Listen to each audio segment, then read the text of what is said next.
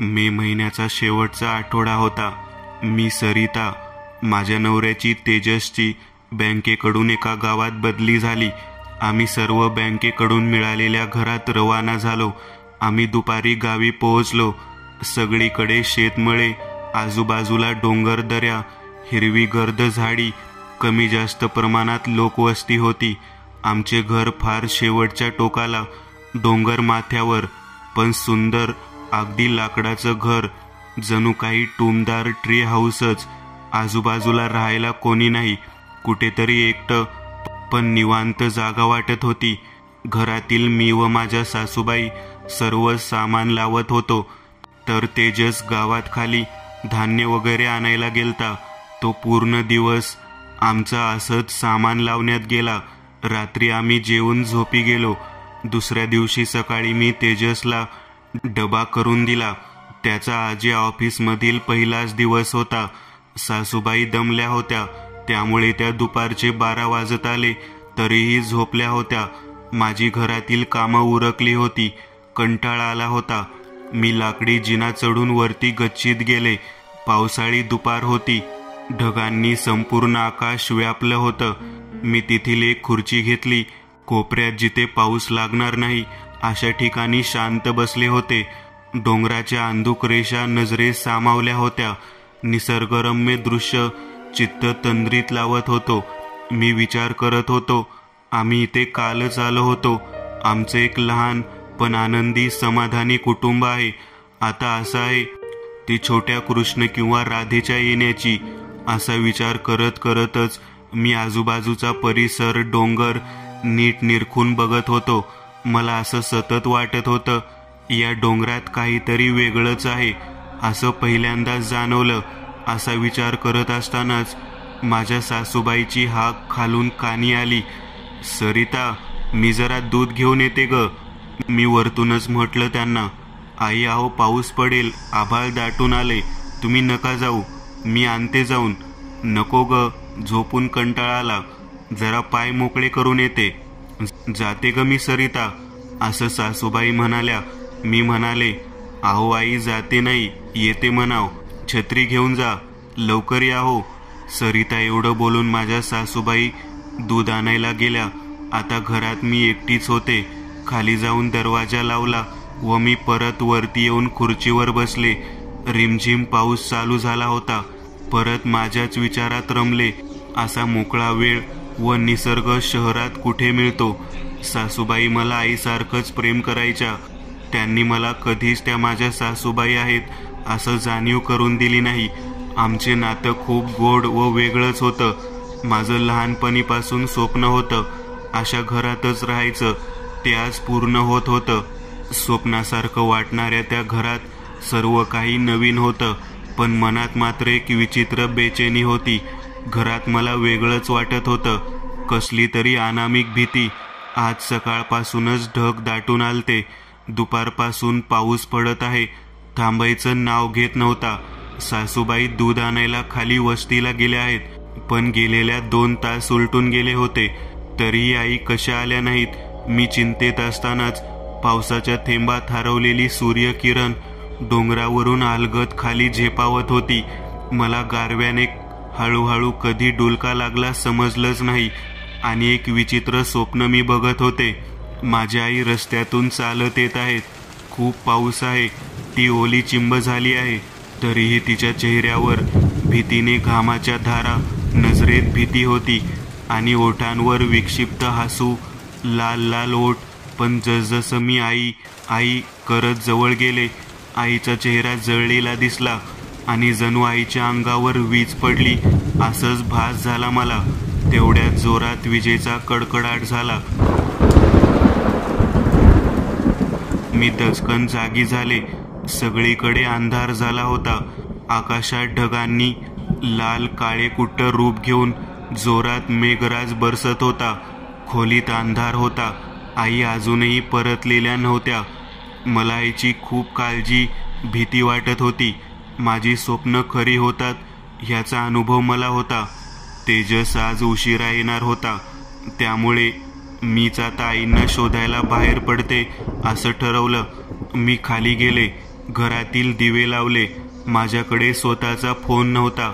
घरातील कंदील मी घेतला, छत्री घेतली, लाकडी दरवाजा उघडला व दरवाजाला बाहेरून कडी लावून कंदील प्रकाशात आईंना शोधायला निघाले. बाहेर नुसतं पाऊस, धुकं, विजांचं साम्राज्य होतं. पावसामुळे रस्ता एवढं चिखलाने भरलेला होता की चालताही येत नव्हतं. मी कडेकडेने सावकाश चालू लागले. दिवसा निसर्गरम्य वाटणारं गाव, रस्ते आता मला एखाद्या गूढ भयंकर वाटत होते. एका बाजूला खोल दरी, दुसऱ्या बाजूला गर्द झाडी. मी कितीतरी वेळ चालत होते. आजूबाजूला काहीच दिसत नव्हतं. अचानक श्श असा आवाज आला. मी थांबले. आजूबाजूला पाहिले, कोणीच नव्हतं. मी परत चालू लागले तेव्हा चिखलातून कोणीतरी धप धप पावले टाकत चालते असं वाटलं. मी भीतीने थबकले. कोण? आई, तुम्ही आहात का? तेजस, तू आहेस का? थरथरतच मी बोलले. ते जसं गंमत ना? को? आधीच भीती वाटत आहे. काहीच प्रतिसाद नाही. मी घाबरत घाबरत मागे वळून पाहिले. कोणीच नव्हतं. मलाच भास होत आहेत वाटतं. मी परत चालू लागले. जोरदार वारा वाहत होता. कंदील दिवा फडफड करत होता. अचानक आवाज आला. मला वाचवा, मला आसरा दे, मला वाचव. ही आवाज ऐकताच माझे हात थरथर कापू लागले होते. इतक्या रात्री ओसार ठिकाणी कोण बालक असेल? मी झपकन परत मागे कंदील प्रकाशात वळून पाहिलं तर कोणतरी मुलगासारखं वाटलं. आणि तेव्हा जोरदार वाऱ्यासोबत जोरात ढगांनी गर्जना केली आणि कंदील दिवा विझला. माझे हृदय वेगाने धडधड करू लागलं. आता फक्त अंधार होता. मागे जावं तरीही शक्य नाही. उगीचच आले मी इथे. आता माझा पाय वगैरे घसरला तर संपलं सर्व. मी हळूहळू पाऊल टाकत पुढे पुढे जाऊ लागले. तसं पावसाचे थेंब अजून जोरात कोसळू लागले. आता वाटायला लागलं की माझं काही खरं नाही. मी जिवंत सुखरूप घरी जाईल ना? मला बाहेर यायलाच नको होतं. पण आई गेल्या तरी कुठे? मी विचार करत होते तेवढ्यात जोरदार वीज चमकली. एक क्षणात संपूर्ण डोंगर पांढऱ्या प्रकाशाने उजळून गेला. माझी बोबडी वळाली. भीतीने छत्रीची पकड ढिली होऊन छत्री उडून गेली. एवढ्या वीज अंगावर पडायची भीती. आणि त्याच प्रकाशात मी पाहिलं, माझ्यापासून काही अंतरावर एक लहानसं घर उभं होतं. अंधारात ते आधी दिसलं नव्हतं. मजुरांची वसाहत अजून 2 वळणानंतर येणार होती. पण अशी लाकडी घरं बहुतेक वेळा रस्त्याच्या कडेला भाड्याने दिली जातात. मला काय आसरा मिळाल्याशी मतलब. मी जरा आशेने थोडं झपझप पाऊल चालू लागले. जसजसं मी जवळ जात होते तसं दिसत होतं की हे घर तर पूर्ण हिरव्या वेलींनी, झाडांनी वेढले गेले आहे. जणू हिरव्या सापाचा वेटोळा. त्या लाकडी घराच्या एका छोट्या फटीतून पिवळसर प्रकाश झिरपत होता. नशीब चांगलं माझं की इथे मला कोणाची तरी मदत मिळेल. मी ठरवलं आधी तिथे जाऊन मदत मागायची. मी काही पावलं त्या दगडांनी भरलेल्या वाटेवर निसरड्या रस्त्यावर चालत होते. इतक्यात माझ्या मागून एका वृद्ध बाईचा आवाज आला. तू माझा मुलगा पाहिलास का? आवाज ऐकून मी थबकले. मनात भीतीचं सावट उभं राहिलं. मी मागे हळूच वळून पाहिले. ती बाई तसं चांगली वाटली. पण मी कोणाला तरी पाहिलं. खरंच माझा भास होता की सत्य? उगीचच आपण काही सांगून त्याला कशाला आशा दाखवा, असा विचार करून मी म्हणाले, नाही, मी कुणालाही पाहिलं नाही. मी त्यांना विचारलं, या वाटेवर तुम्ही कुठली बाई पाहिलीत का? पण ती म्हातारी बाई माझ्या प्रश्नाचं उत्तर न देता घराकडे वळून चालू लागली. आणि तेवढ्या जोरदार वीज कडाडली. मी घाबरून दोन्ही हातांनी कान झाकण्याचा प्रयत्न करत होते. इतक्यात बर्फासारखे टोकदार पावसाचे थेंब माझ्या अंगावर आदळू लागले. आज कधी नव्हतं ते मला पावसाचा इतका राग येत होता. माझे हातपाय भीतीने कापत होते. ती म्हातारी बाई माझ्याकडे बघून म्हणाली, चल ग पोरी, चल माझ्यासोबत ये. मी तिच्या मागे विश्वास ठेवून गेले. व घरासमोर उभी राहिले. आज जाऊ की नको असा विचार करत होते. पुन्हा एकदा वीज चमकली आणि मी घाबरून तिच्या घरात प्रवेश केलाच तर त्या बाईने दरवाजा कर कर करत लावला. जणू काही खूप वर्ष उघडला नसेल. बस ग पोरी असं म्हणत मला आत बसायला सांगितलं. मला कधीच एवढं गच्चीत बसून दिसलं नव्हतं की डोंगराच्या बाजूला काही होमस्टे आहेत. पण मग इथे हे कसं? आपण तर कालच इथे आलो होतो. काल येताना तर रस्त्यात आपल्याला हे घर दिसलं नाही. कदाचित माझंच लक्ष नसेल असा विचार केला व आजींना विचारलं, तुमचं नाव काय? आजी वेगळ्याच आवाजात सौंदर्या असं बोलल्यासारखं वाटलं. मी बसले होते आणि त्या आजींनी आतून गरम गरम वाफाळता चहाचा कप आणून माझ्या समोर ठेवला आणि बोलल्या, थंडी आहे, भिजली आहेस, हे पी, ऊब मिळेल. मी चहाचा एकच घोट घेतला आणि जे मला सनक डोक्यात गेली. फारच विचित्र आणि वाईट चव होता. पण समोर ती बाई बसलेली असल्याने फेकताही येईना.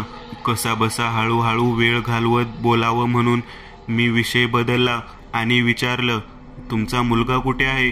कुठे असतो? तुम्ही दोघेच राहता का? असं विचारल्यावर तिचे डोळ्यातील भाव बदलले. रागीट झालते. मी गप्प झाले. पण तिने काहीच उत्तर दिलं नाही. फक्त एवढंच सांगितलं की हे घर तिच्या नवऱ्याने बांधलं होतं पण तो खूप वर्षापूर्वीच मेला आणि आता ती आणि तिचा मुलगा दोघंच इथे राहतात. एवढं बोलून तिने एक बॅटरी ठेवली आणि आत गेली. त्या मंद प्रकाशात खिडक्यांवरच्या पावसाच्या थेंबांनी खोलीत विविध आकृती छायाचित्र तयार झाली होती. माझं मन भयभीत होत होते. मी एकटीच त्या खोलीत बसले होते.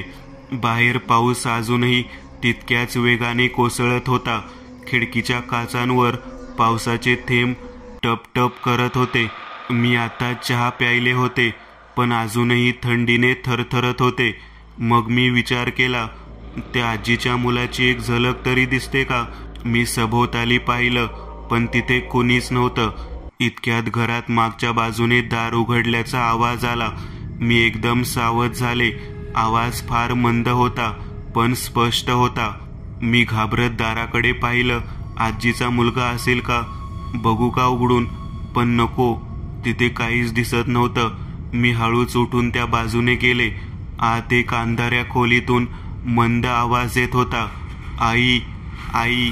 त्या आवाजात भीती होती, त्रास होता. मी आजींना आवाज दिला, अहो तुमचा मुलगा घरातच आहे. मी बाहेर आले. आजींना पाहिले. आजी कुठेच नव्हत्या. दरवाजाला पण आतून कडी होती. माझ्या अंगावर भीतीने शहारा आला. आजी गायब कशा होतील? मला काय झालंय? हे काय घडते माझ्यासोबत? आजी आत गेल्या असतील का मुलाकडे? मी दरवाजा हळूहळू उघडून आत डोकावलं आणि एक झपाटल्यासारखा धक्का मला बसला. आत कोणीच नव्हतं पण आवाज तर येत होता. खिडकी उघडलेली होती. आत भिंतीवर एक जुनाट आरसा होता. मी घाबरत घाबरत आरशाजवळ पोहोचले. विजेचा प्रकाश पडला. त्या आरशात मला आईचं रक्तबंबाळ झालेलं प्रतिबिंब दिसत होतं. माझ्या अंगावर शहारे आले. मी घाबरून वळले पण त्या खोलीत अजून कोणीच नव्हतं. मी पटकन बाहेर येऊन त्या आजींना हाक मारली पण तिचं कोणतंच उत्तर आलं नाही. मी पुढे जाऊन त्याची खोली उघडली आणि पाहिलं. खोलीत कोणीच नव्हतं. फक्त एका कोपऱ्यात जुने कपडे आणि फाटलेली एक बाहुली होती जिचे डोळे नाहीसे झाले होते. आणि त्या बाहुलीच्या शेजारी एका जुन्या वर्तमानपत्राची कापलेली बातमी होती, सौंदर्याचा दरीत पडून मृत्यू, मुलगा वीज अंगावर कोसळून मृत्युमुखी. माझं डोकं गरगरू लागलं. ही बाई सौंदर्या आणि तिचा मुलगा. पण मग मी जिच्याशी इतका वेळ बोलत होते ती कोण होती? माझ्या हातात तो चहा अजूनही उष्ण होता. मी त्यात बघितलं आणि भीतीने कप माझ्या हातातून खाली पडला. त्या कपात चहा नव्हता तर गडद काळसर रक्त होतं. त्यातच मला प्रतिबिंब दिसलं. ते माझ्या आईचं, जणू मृत शरीर आईचं पण आत्मा रूप हिचं. मी किंचाळून उठले आणि जोरजोरात दरवाजा उघडण्याचा प्रयत्न करत होते पण कोणीतरी धरून ठेवल्यासारखं वाटत होतं. घरात अचानक जळका वास येऊ लागला. व विक्षिप्त हसू. माझ्या मुलाला आसरा नाही दिला, आता तूही वाचणार नाही. मी खिडकीतून उडी मारून बाहेर निघाले. पावसात मला काहीही दिसत नव्हतं. अंधार, पायात ताकद नव्हती, तरीही जीव वाचवायचा म्हणून पळत होते. मी रस्ता चुकले होते. मला माहीतच नव्हतं मी कोणत्या दिशेला पळत होते. त्या झाडाझुडपात मी धावत होते, घसरत होते. पाठीमागून आवाज येऊ लागले होते, तू माझा मुलगा पाहिलास का? हे शब्द आता माझ्या कानात वाऱ्यासारखे घुमू लागले होते. मी घाबरले होते. तेच ते घर पुन्हा समोर आलं, पण आता ते पूर्णपणे जळालेलं होतं. धूर निघत होता. खिडक्यांमधून लालसर प्रकाश बाहेर येत होता. आतून किंकाळ्या ऐकू येत होत्या. मी श्वास रोखून बघत राहिले आणि त्या घराच्या दरवाजात मला दिसली बाई, पण वितळल्यासारखा, डोळे काळे भोकासारखे, आणि ती माझ्याकडे सरकत होती. एका बाजूला तिचा मुलगा पावसात भिजत आहे, लोकांना मदत मागतोय, पण कोणी देत नाही.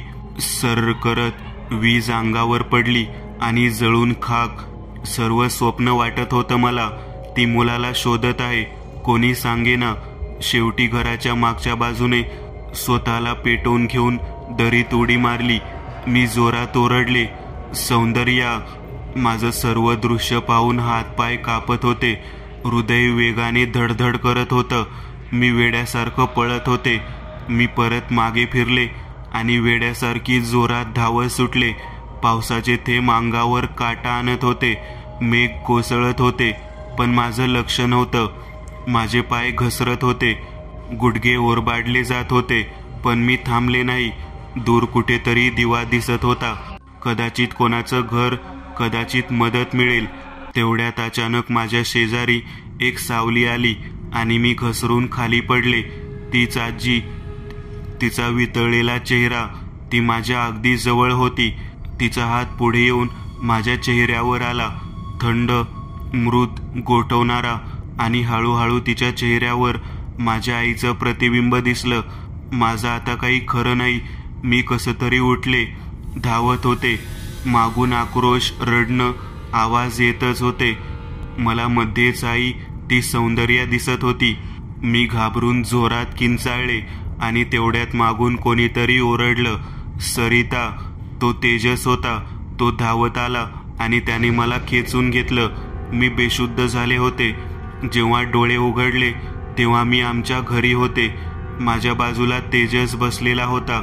त्याच्या डोळ्यात अश्रू होते. तू वाचलीस, पण आई नाही. मी परत त्या घटनेत अडकले. माझ्या समोर अजूनही सौंदर्या व आईचं रूप, विरंगुळलेला चेहरा, तिचा हात, सगळं तरळत होतं. दुसऱ्या दिवशी तेजस व मी त्याच रस्त्यावरून गेलो, पण ना तिथे घर होतं, ना ती बाई तिथे होती. ती फक्त लाकडं टाकली होती. मग काल काय होतं सर्व, हे काही आम्हाला समजलं नाही. आईसोबत काय घडलं हे आम्हाला माहितीच नाही, पण जे घडलं ते खूप भयंकर, विचित्र होतं. आम्ही आमची आई गमावली, पण मी मात्र ते जाणत होते. ते काही शारीरिक नव्हतं, ते होतं आत्म्याचं, शापाचं. सौंदर्या आणि तिच्या मुलाच्या अतृप्त आत्म्याचं. दुसऱ्याच दिवशी सुट्टी घेऊन सामान भरून मी आणि तेजस शहरात परत आलो व ती बँक दुसरी ब्रँच द्यायला तयार नव्हती. असं घडलं त्यावर त्याचा विश्वास नव्हता, पण ज्यांनी अनुभवलं त्यालाच मृत्यू माहिती. तेजसने ती नोकरी सोडली, पण त्या अनुभवाची छाया अजूनही आमच्या सोबत आहे. कधी कधी रात्री झोपेतून जाग येते मला आणि मला वाटतं कोणीतरी खिडकी बाहेर उभा आहे. तीच सौंदर्या, तिचे काळे डोळे आणि तिच्या ओठांवर एक स्मित, जसं सांगत असेल, मी अजून इथेच आहे. तुम्ही असं रात्री अपरात्री, भर दुपारी कोणत्याही अनोळख्या वाटेवर आसरा घेऊ नका. आणि आई बोलल्या होत्या मला, जाते ग, असं बाहेर जाताना बोलू कधीच नका. येतो असंच म्हणा. कधी कोणता आपला शब्द खरा होईल आपल्यालाच माहिती नाही. आजही आईसोबत काय झालं हे कोड आम्हाला सुटलं नाही. आमच्यासाठी अज्ञात कोडच राहिलं, पण जे अनुभवलं ते भयंकर होतं. आजही आठवण अंगावर काटा उभा करते.